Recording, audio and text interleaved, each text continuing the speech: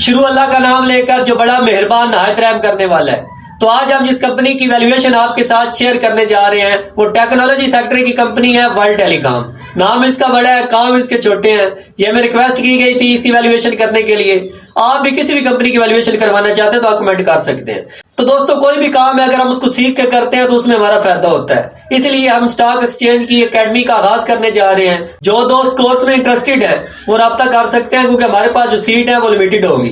तो अब चलते हैं जी वैल्यूएशन की तरफ। तो वर्ल्ड टेलीकॉम इन्वेस्टर का पसंदीदा शेयर रहा है। जो न्यू इन्वेस्टर होते हैं, नए नए मार्केट के अंदर आते हैं, वो देखते हैं यार इसका जो शेयर प्राइस है वो बहुत थोड़ा है, तो इसके अंदर घुस जाते हैं। वो ये नहीं देखते कंपनी कमा के आ रही है, कंपनी पे कर्जा कितना है। तो चलते हैं जी इसकी वैल्यूएशन की तरफ, देखते हैं ये हमें शेयर लेना चाहिए या नहीं लेना चाहिए। इस कंपनी का जो मार्केट कैप है वो 6.6 अरब है। फ्री फ्लोट शेयर इसके पास 85% है। जब ये मैं वीडियो रिकॉर्ड कर रहा हूं उस वक्त इसकी जो शेयर प्राइस है ₹1.33 है।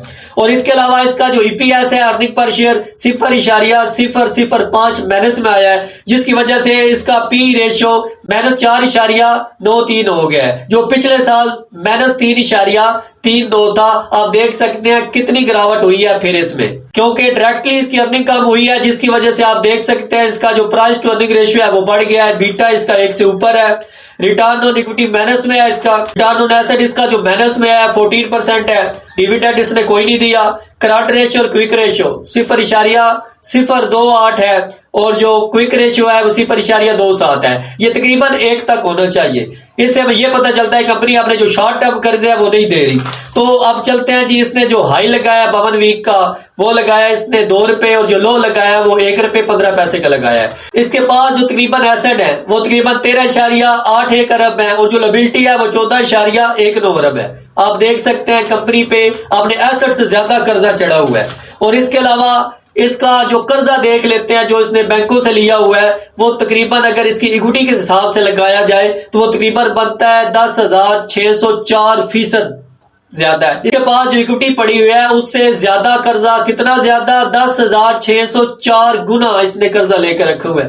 भाई आपको क्या कमा के देगी ये कंपनी, कर्जा इस पे इतना ज्यादा है। अब कैटेगरी आप शेयर होल्डर को देख लेते हैं। जो डायरेक्टर है, कंपनी के मालिक है, उनके पास सिर्फ 0.01% शेयर पड़े हुए हैं। उन्हें नहीं टेंशन कंपनी क्या करे।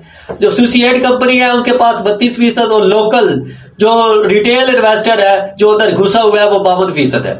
रिटेल इन्वेस्टर के हाथों में कंपनी है तो क्या बनेगा इस कंपनी का, आप बता सकते हैं। जो कंपनी के ओनर है उन्होंने अपने जो ऐसा जो शेयर है वो डंप कर दिया अवाम की तरफ, और अवाम ने बेवकूफों की तरह वो शेयर खरीद लिए हैं। तो अब बात कर लेते हैं इसको लेना किधर चाहिए।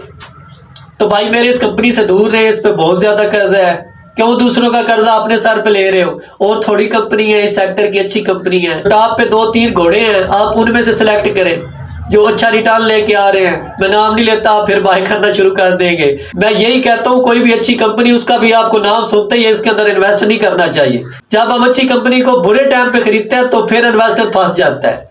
तो ये नहीं है अच्छी कंपनी है हमने उसको उसी वक्त उठा लेना है, उधर भी लेने का टाइम है। जो लोग इंटरेस्ट रखते हैं इसको सीखने में, क्योंकि कोई भी दुनिया का काम ऐसा नहीं जिसको सीख के आसान नहीं बनाया जा सकता, तो वो राब्ता कर सकते हैं। क्योंकि हमारे पास जो सीट्स हैं वो लिमिटेड होगी, तो जगह के हिसाब से हमने पहला स्टार्टअप लिया है। तो अपना ख्याल रखिए। अल्लाह हाफिज।